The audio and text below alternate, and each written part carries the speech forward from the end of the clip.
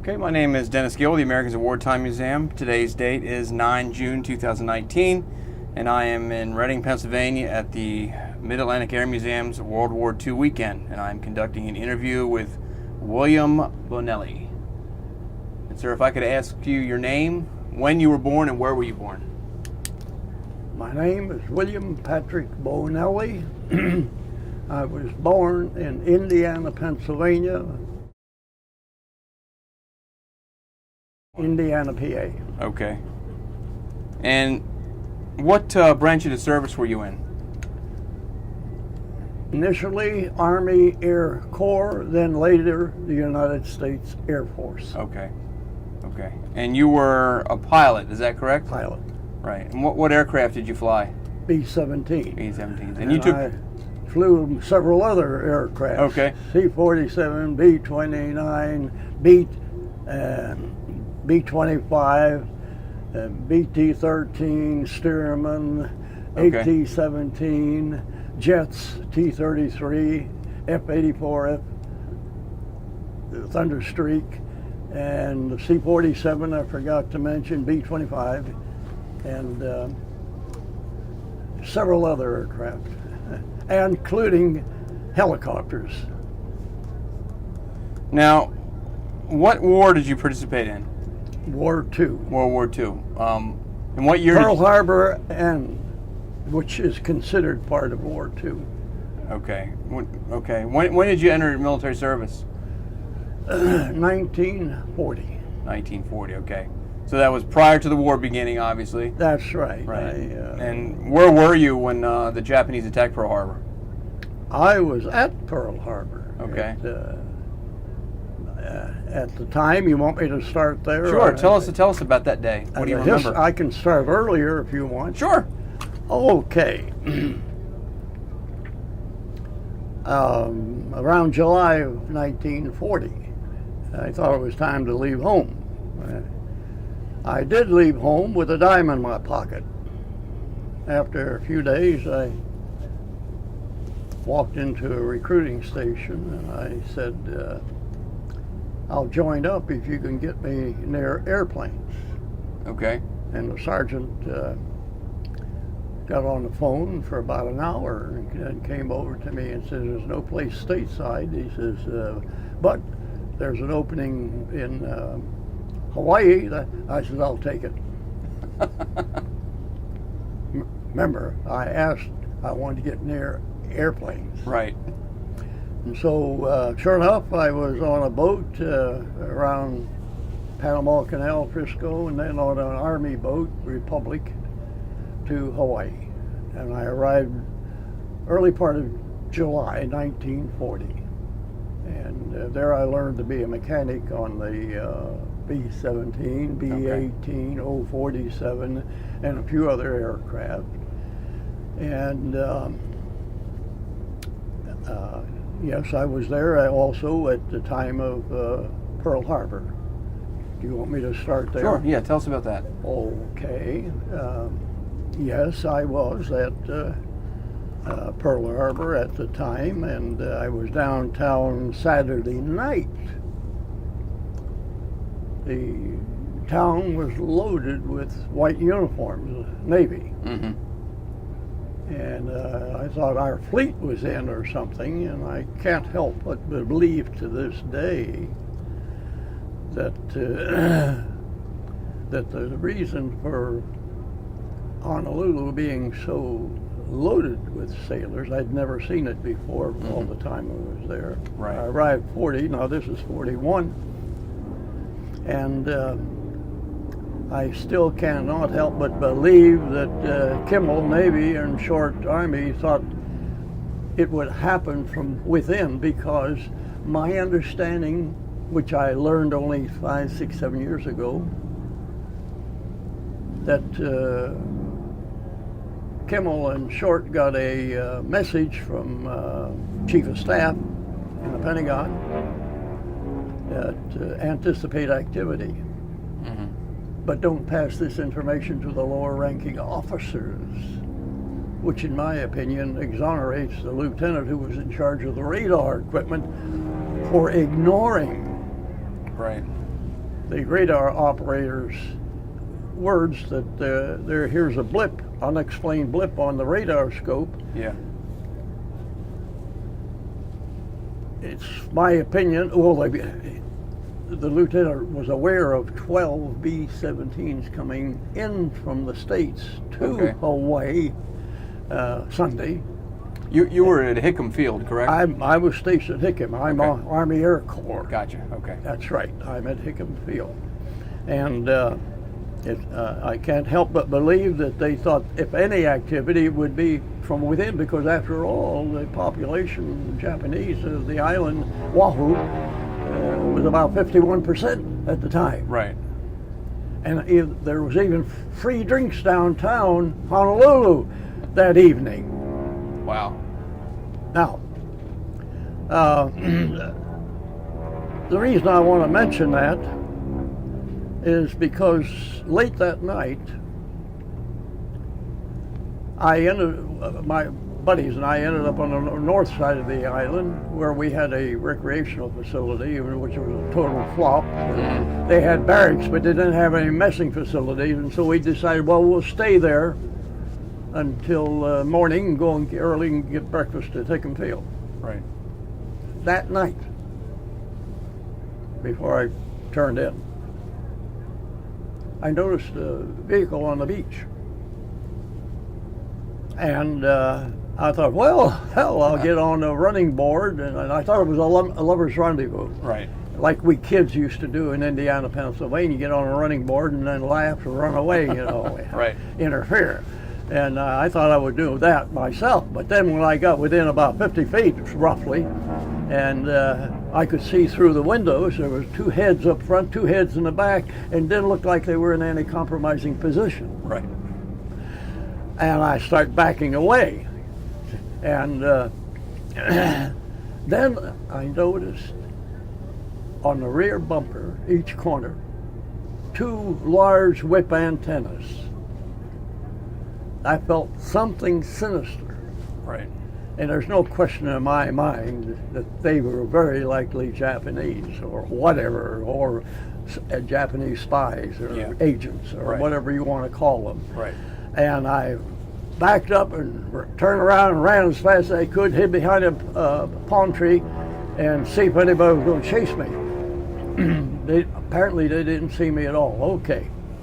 But I mentioned that because of this communique that they got from the chief of staff about anticipate activity, and I believe the two blend. Now, had I been aware of that, I think I would have had enough brains to put two and two together.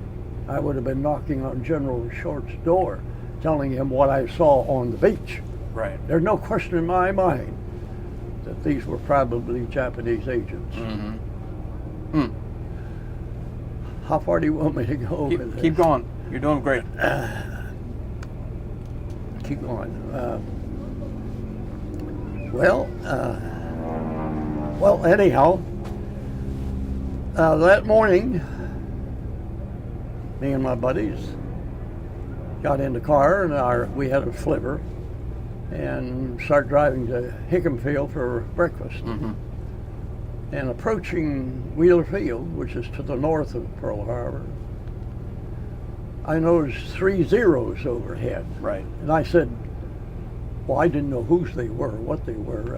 I said to my buddies, I said, I haven't seen those airplanes before. I wonder who the hell they belong to. And then I thought I was joking. And I said, we might be at war. Well, 3, 4, 5 minutes later, we sure as hell were. The Zeros were attacking Wheeler Field, Schofield Barracks, and pounding the hell out of the battleships around Ford Island, which is in the middle of Pearl Harbor.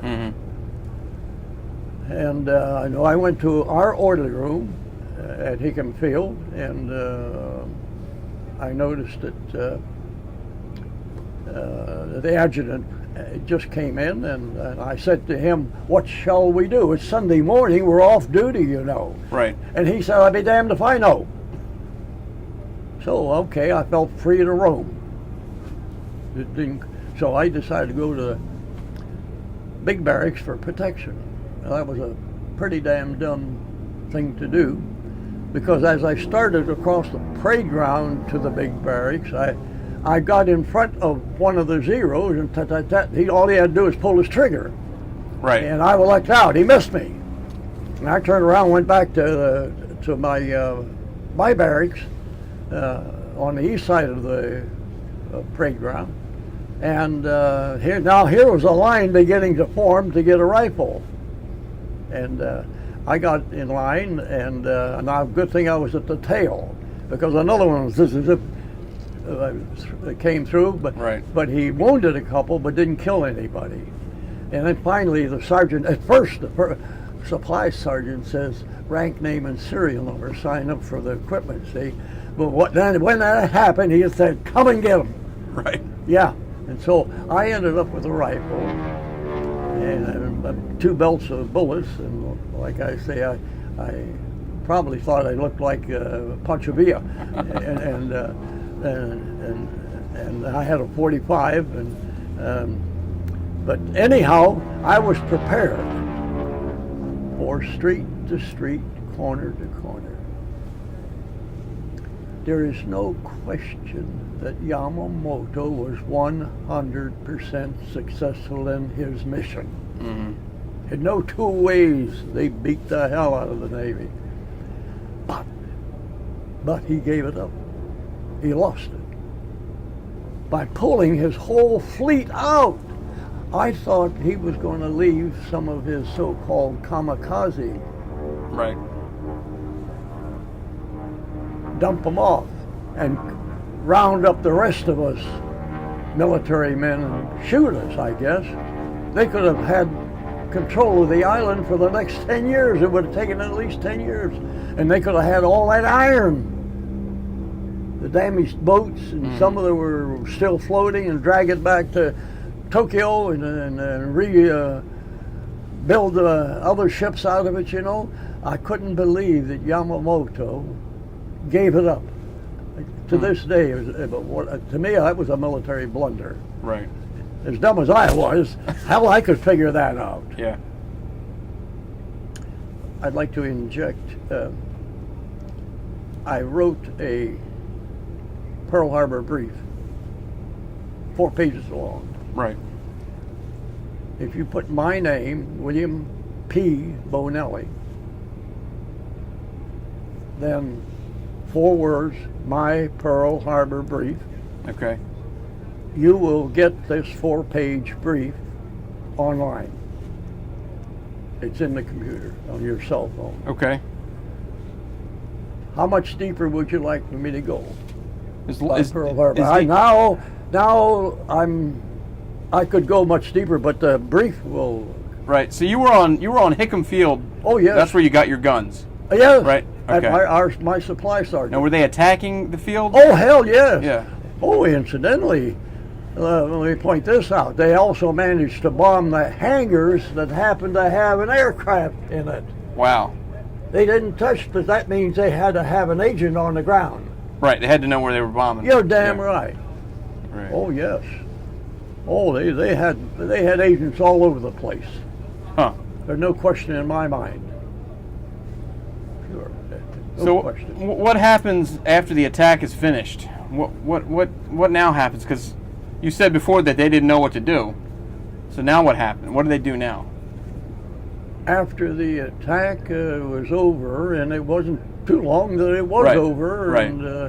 And this was around 10 o'clock, I was ready for what I thought would be street-to-street fighting. Right. Well, things now are calmed down, and it was a matter of just getting organized and reorganized, and let me tell you, it took the rest of the year and a good part of the next year in which they did organize and reorganize, and I ended up in an organization that was now nearing the end of 42. The organization was deployed to Fiji Islands. Okay.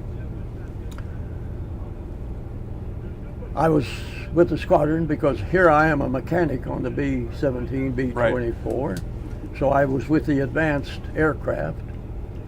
And now we're in Fiji Islands. We flew via south to Christmas Island along the equator, and then Canton to Fiji Islands down under, about 17 degrees south latitude, just on the other side of the international date line, about 175 east longitude. That's where Fiji Islands were located. Right.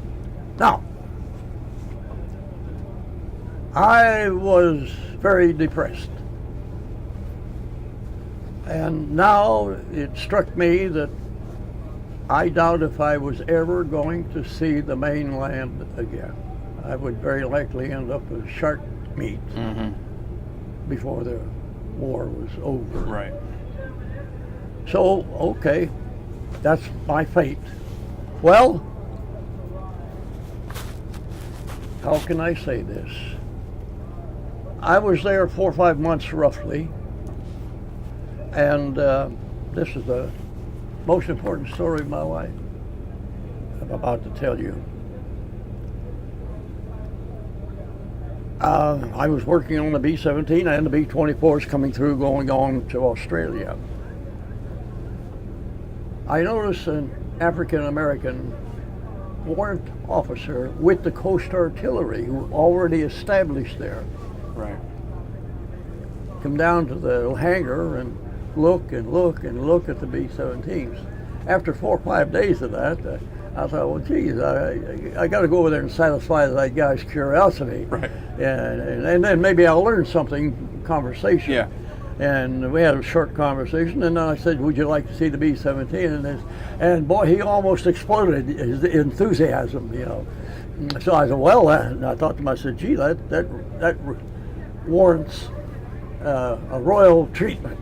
Right. So that's what I did. I took him around the airplane, inside the airplane, explained all the positions, and what the hell, he through the bomb bay, through underneath the pilot's compartment, and then into the nose, and explained where the navigator and the bombardier and the top turret gunner, and then took him back on the flight deck and put him in the pilot's seat. Right. Now I had him move the controls, look out and see what he was doing.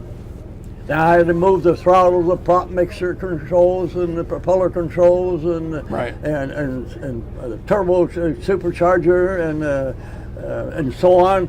And I had him turn on the switch and move the flaps up and down a little bit, and cowl flaps up and down a little bit. And I explained the engine instruments, the flight instruments, the navigational instruments. And finally he said, you know so much about this airplane. Why don't you fly them?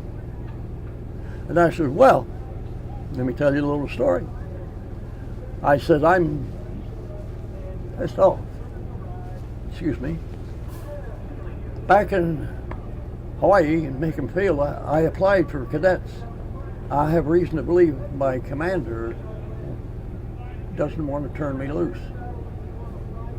And I said, by the way, I reapplied here. They're still looking for flying cadets back in the States. And I got my name in again, and I resubmitted my application. Right. And I said, I'm afraid that's going to happen again. That was the end of the conversation. 4 or 5 days somewhere there in that neighborhood. We were having a meeting in the hangar, the little dinky old hangar. Mm-hmm. And he came over to me, and in a half voice he said, your papers are on top. And then turned around and walked away before I could get a chance to get his name or anything. I didn't get his name yet. To this day I regret that. And he walked away, and sure enough, I was on a little boat to neighboring island, Vitiluhu, where a Dutch freighter was docked, and I was on it. Apparently, the Coast Artillery contracted to haul about 10 or 12 of us potential cadets back to the mainland. Wow. And here I was on it. I couldn't believe it. You know, let me tell you this. 3, 4, 5 times, middle of the night, I'd get up and go up to the bow of the boat and scream to my lungs. It was about to bust, and I would say, I have a chance. I have a chance. I have a chance. And I don't mind admitting, cry like a baby. I'm on my way, 21 days to Los Angeles. They probably contracted with him to drop us off before going through the Panama Canal. The Dutch boat. Sure enough, at Santa Ana, Los Angeles, then Santa Ana, I took a bunch of mental exams, physical exams, passed them all. I'm on my way to Thunderbird 1 Stearman, first airplane. Finished that. What the hell was it? T-13, BT-13, Miranda, Arizona. Finished that. And then from there to San Marfa, Texas, due east of El Paso, about 200-300 miles. Finished that, and that's where I hit the jackpot. Here I went from a staff sergeant on flying pay. Right. Oh yeah, let me explain that. I was a cadet up to about halfway through all of this training. Right. And they called me in the front office and they said to me, what do you want to be, a student or a cadet? And I looked at them, these people are nuts, you know, and I said, what the hell is the difference? Finally, they said, well, a cadet gets $75, but you as a student, staff sergeant, you get your rank back, and you would be on flight and pay. You would get staff sergeant pay plus flight pay, which was more than double. Well, what the hell? I'm not going anywhere. Why? And I said a student, so I was now a staff sergeant on flight pay. So they discharged me honorably as a sergeant there. February the 7th discharged me, and then February the 8th is when I got my commission, my wings, and listen to this. Oh, wait a minute. Let's see. Oh, I was able to send my mom $150 a month, which meant a lot to me. Yeah. And I got the airplane I wanted. Listen to this. What airplane do you want to fly in order of preference? And I put down B-17, number 1. Number 2, B-17. Number 3, of course, B-17. And this captain thought I was being a smartass. And he sent me in to see the major, and I said, Major, let me explain. I've been a mechanic on the B-17. Why can't I not learn to fly the B? He said, I get you. I'll make damn sure you're on the railroad to Hobbs, New Mexico, in which I was. Right. I'm now the first pilot on the B-17. Wow. And I was sent to Plant Park, Florida, Tampa, where I was given a crew. Navigator, bombardier, co-pilot, and 6 gunners. And then from there to Gulfport, Mississippi, combat crew training for about 2.5 months.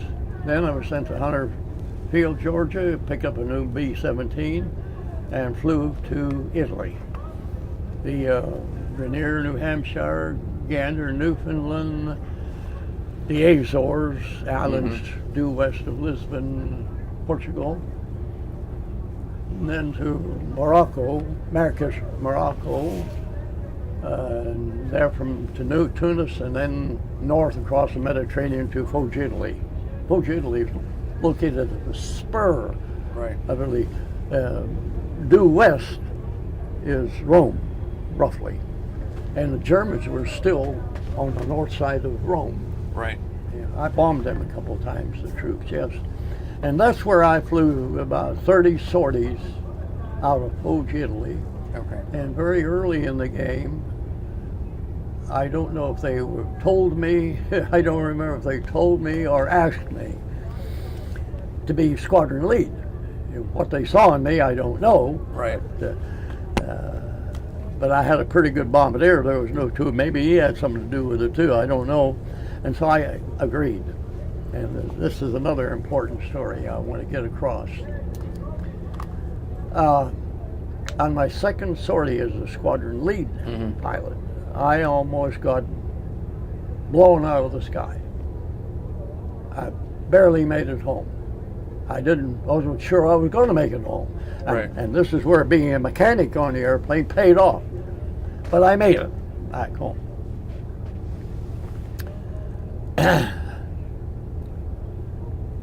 So, I lied awake several nights. What in the hell I'm going to do? I got myself into a position of being a kamikaze pilot. Downright suicide to continue. Right. I'm going to give back this squadron lead position. The hell with it. I'm not here to commit suicide. Right.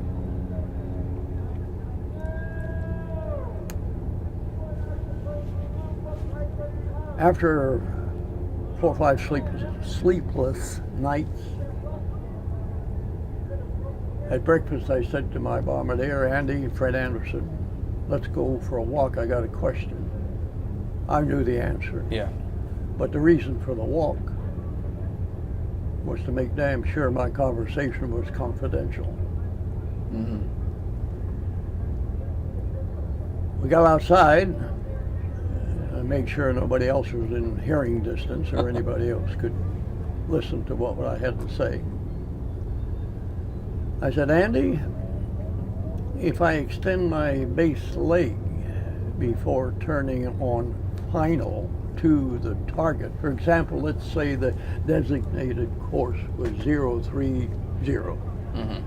I would go a little further on the base and then turn in final, make my own final, Right. come in on 060 degrees, a little offset.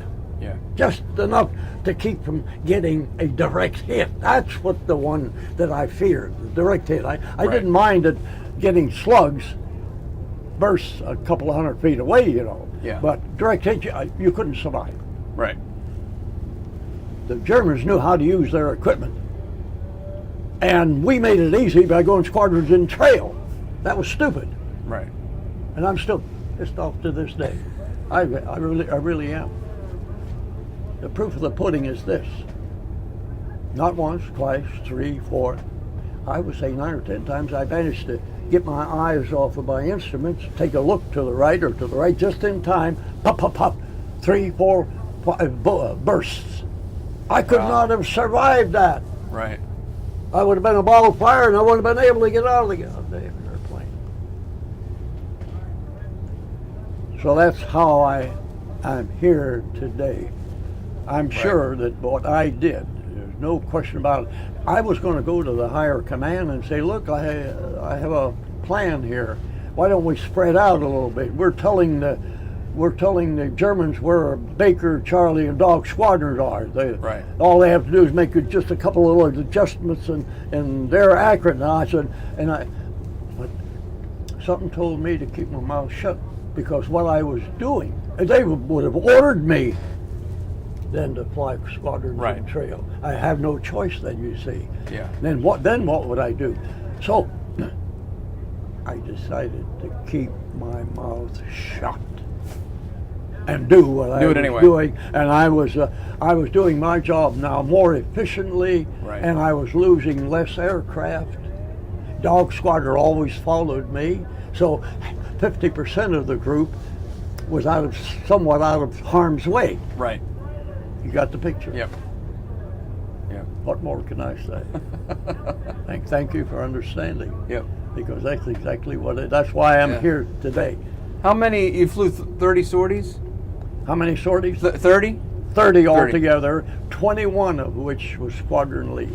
Okay. The sergeant in the orderly room said I have an unusually long list of squadron leads, and thank God he had the brains to make the list. I have an official list in my books. Right. And otherwise I wouldn't have it. I was at the point I had enough. I want to get the hell out of there. Yeah. And I didn't realize the value of the document. Right. And he did it for me, and I I wish I knew his name. I'd like to thank him for having the smarts. Right. That this piece of paper was worth its weight in gold. Right. Do you remember your first combat mission? My first combat, I had to sit as a co-pilot getting checked out. Right, My right. first combat mission. Right. Number 1, number 2, number 3, so in that area. And then I was turned loose Gotcha. with my own crew. And then right away I was asked or told to fly squadron lead. Pretty damned obvious why they needed squadron lead pilots, because they were being shot out of the sky, direct hits. Right. You couldn't survive a direct hit, because what that blew up, and it was a hell of a hard time getting out of the B-17 the way that it was built, especially for the pilot, co-pilot, and the navigator. There was just a little door down below here in the deck below me, and it was a small hole to get out of. Right. And I made the stupid mistake, and good thing I didn't get shot, is I thought to myself, well, I would wear a harness and then a chute pack and hook it on. But then if I got hit, I wouldn't have time to hook it. So I had to go back to my seat pack. Right. There was a lot of blunders there, and a good thing I was, at the right time, slightly ahead. I don't give myself credit for much brains, but I was, thank God, that I was able to. You know, something, I'm not a spiritual individual, but I have no other. I have no other way to see it. That St. Patrick, I was born on St. Patrick's Day. I can't help but believe St. Patrick looked out for me. Gave me the smarts when I needed it. Right. Right. Were there any close calls? Oh, hell yeah. 30? Yeah. Oh, yeah. Oh, I always got hit. Right. Seldom did I go for a milk run. Right. Now, I've got a story there. You just, in my last sortie, I flew group lead. And going up the Adriatic, I was passing through 17,000, and I looked down below, and B-24 group. Wow. About 12,000. And I thought to myself, well, now he cruises at 160, I cruise at 150. So I thought, and I knew he was going to the same target. So what I did, I used everything I could use. I doglegged out over the Adriatic until he got even with me. Yeah. Then I doglegged back to where I would be on his tail by the time we reached the target. I ended up with a milk run. He got fired on, I didn't. You did. Right. See, I looked like one ball to their radar. Right. Right. Right. Can you tell us about the first time that you were shot at? That you took flak or anything like that? Well, we were always shot at. Right. Yeah. There How about when you there wasn't a time it was just a matter of being hit, and we had holes most of the time. And it was just a case of not being severely hit. Right. Right. Yeah. But the worst was that squadron lead, where it was almost a direct hit. Both my inboard engines I just let them run to hold themselves. Right. And oh yeah, and because I barely got my left wheel halfway down, and I had to land that way and managed to keep it on the runway. Right.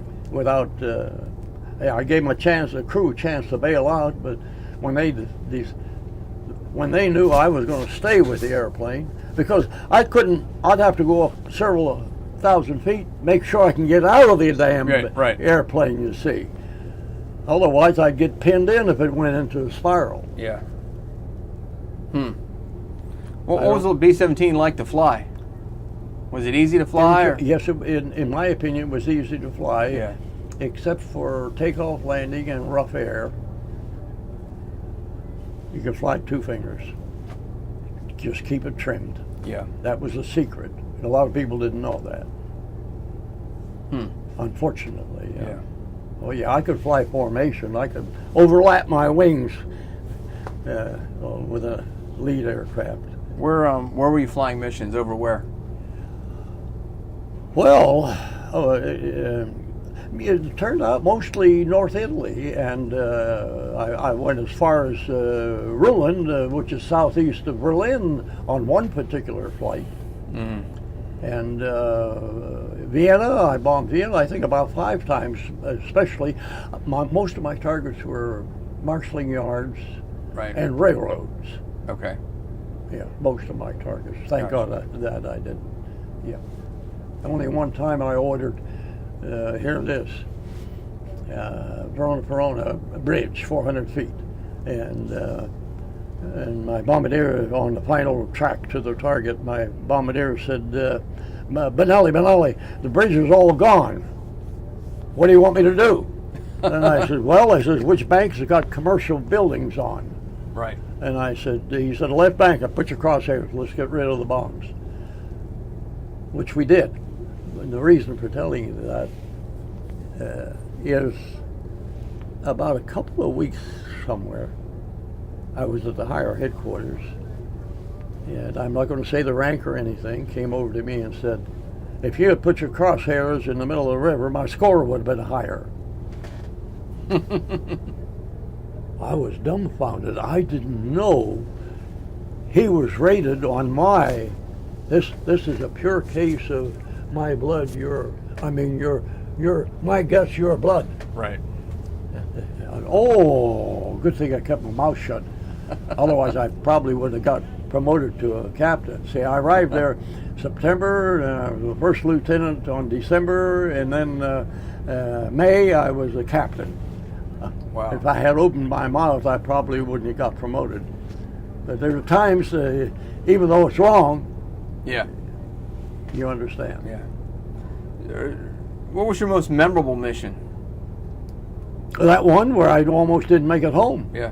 Oh, indeed. I constantly was on the verge of bailing out. Oh, yeah. I did. Yeah. I slowed the airplane down deliberately because I didn't know structurally how weak I was, you see. I slowed it. If I was doing what I was doing, and I slowed it down by 30 knots. For that reason, make sure that I was going to stay together. Yeah. Break instead of breaking up. And that was very ticklish, but I stuck with it, and when I stopped to think that if I bailed out, I'd be walking, right? And here I am, I'm still doing over 100. Wow, and that beats walking. Yeah, certainly. What happens after 30 missions? Well, 23rd of April was my last mission, and then Hitler blew his brains out, and things were over. Okay. I'd like to mention this. After which, I was very lucky where there were 3 other captains, squadron lead pilots, 4 of us, and about 6 or 7 airmen. And one of them in this group happened to be Norman Lear. I didn't know it. Wow. Did you heard of Norman Lear? Sure. And I didn't know this at the time. But anyhow, according to General Twining, head of the 15th Air Force, and I have an order to prove it, I'm allowed to take C4, the B-17 number so-and-so for recreational purposes to Israel and Cairo and return. Wow. Can you imagine that? Yeah. I'm surprised. I've got the order. And Norman Lear was with me. I didn't know who the hell he was at the time. Right. Yeah. Wow. Yeah. And by the way, my son-in-law is doing a documentary on me, and the other guys he's working with, we went to see Norman Lear in Manhattan, and we got a bunch of pictures with Norman Lear. Right. Very cool. Yeah. Very cool. did you get out of the military right after the war? No, Did you stay in? I stayed in the military. I already had 5 years and 15 years to go. I could retire. Right. And I didn't have any other job. Right. And I liked what I was doing. And, oh yeah, I enjoyed from there on out. Everything was very enjoyable. I'm flying airplanes. Right. And I've had responsible positions. I went through the aircraft maintenance course, which was equivalent to 2 years of Texas A&M. And then I was an instructor in the course, and then I ran the course, and then I went to headquarters training band for 5 years. Right. I had oversight of all aircraft and engine training within the Air Force. Right. And, well, what else can I say? After 5 years, I thought it was time to move on, and I got a slot in England, F-84F, Thunderstreak. So I sent myself to Texas there, I forget where the hell it at, and to go to the aircraft maintenance course 2 weeks, and then after which I sent myself to Hobbs, New Mexico to get checked out on the F-84F Thunderstreak. Right. And so now I'm on my way to England. 3 years, and I was stationed 2 places, Lancaster, and then Bentwaters, England, just east of London. Yeah. For 3 years. Well, first 6 months I was required to go to Holland as an advisor on aircraft maintenance for 6 months.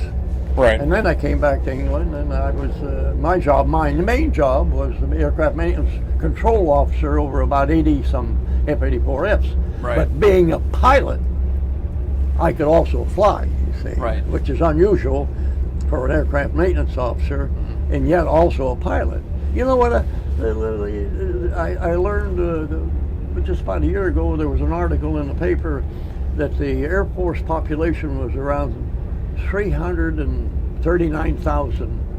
Right. And do you know 4.1% of that figure were pilots? That's all. Wow. Yep. Yeah. Me, I'm a pilot. Everybody's a pilot. Yeah. You know, that was my attitude. But when I saw those figures, now I understand a few things. Yeah. Yeah. That meant only about 12 or 13,000 were pilots. Right. Right. Wow. Yeah. So I felt very lucky, and okay, let me finish the story. Here I'm rolling around 20 years, and I decided I better look elsewhere because they're still looking to cut the service and everything else. Yeah. And then I learned that the FAA, CAA, Civil Aeronautics Authority at the time, was looking for pilots who had flight time on the C-47. And here I already had 4,000 or 5,000 hours built up during the state. Yeah. And so that got me the job. In other words, I was only out of a job for about 30 days. I retired from the Air Force as a lieutenant colonel. Okay. And picked up a GS 11, flying the DC-3. My job was an airspace systems inspection pilot. Okay. In other words, and then I was an instructor on teaching flight check of navigational aids, flight check and commissioning of navigational aids at that time, VOR, NDB, instrument landing system. Right. And also the development of instrument approach procedures. And I was an instructor at the FAA Academy there for about 6 years. Okay. But anyhow, after 33 years, I retired as a GS-14 from the civil service. So I retired twice. So military, and then you got out, you got to retire again, another career. Very good, very good. How do you feel that your career, not necessarily your military career, but your time during World War II, How do you feel that that's changed your life or affected your life in any way? Well, the only way I looked at it is before I told that sergeant I'll take it, the job in Honolulu, it was pretty obvious that we were going to be at war. Right. I don't see how anybody could even think that we Right. weren't going to be. Right. With the War One finished, and I learned a lot from some of the movies, and Yeah. and I told my brother, who told me that his commander said it's time for you to sign up, and I said, Mark, my brother, I said, you tell your commander one thing I'm not about to do is carry a rifle in this coming war. So in other words, Right. yeah, I knew it was going to be here, so I got myself where I wanted, and Right. I lucked out. So a positive experience all the way around? Oh yes. Yeah. Yeah. Yeah. So and no two ways about it. I was glad the war ended finally, and Yeah. I was glad I was alive. Yeah. And Pearl Harbor taught me a hell of a lot. I couldn't believe how damn stupid I was initially there, but it woke me up. I'm sure. Oh yeah. Let's put it this way: I made bad luck for myself. Almost got clobbered. And it finally dawned on me, if I can make bad luck for myself, why don't I make good luck for myself? Yeah. I wish I concentrated. I played the odds. Right. I didn't overdo it. I had three things on my mind after Pearl Harbor: survival, survival, survival. Right. You're damn right. Yeah. I had going back to the suicidal business I told you about, flying squadron lead. Yeah. Oh hell! If I'd listened to what my commander said, I'd have been, Yeah. me and several others would have been shot. But Yeah. here I was able to forego that kind of stupidity. Yeah. And yes, to this day I'm still angry. So our goal here is to capture your story and to preserve it, and hopefully people decades down the road will I watch hope it. you got what you wanted. Right. What's something you'd like to say to somebody who might watch this video in 50 or 100 years? Oh, 150. What do you want to say to them? Well, I hope some of what I say could be information that could be used in future wars. However, the advancement of warfare has, well, let's put it this way: GPS, ground positioning system, and missile has changed warfare tremendously, and the nuclear war. Yeah. I would like to think that we never have a nuclear war. If we do, if in the Cold War, when I was in England, Yeah. flying, my main job was I was a maintenance control officer, but I was also flying, Yeah. being a pilot. And if we ever have a nuclear war, everybody loses. Yeah. Even the innocent, the most of innocent, are in it, whether they Right. like it or not. Right. And I'm hoping that the nuclear and the missile and the GPS serve as a deterrent Yeah. rather than a nuclear war. Yeah. And we don't have one. We finally get down to talk. Right. At the worst, rough talk. Nothing more serious than that. Yeah. And I hope that is, because otherwise the human species is through. Yeah. Yeah, it's over with then. Here we show intelligence above all other animals, but we don't use it wisely. Yeah. That's the part that I hope that future the people can sit down and Yeah. come up with an answer that makes sense. Right. And nuclear war does not make sense. Doesn't make sense. Well, Colonel, I want to thank you for sitting down and talking to us. Appreciate you taking some time out of your day My pleasure. to tell your story, and I appreciate more than you know your service during World War II and beyond. And I want to give you a little token of our gratitude. Oh, all right. That's a challenge coin that we have. All right. Just a little way of saying thank you. Thank you very Okay? much. And God bless you, sir.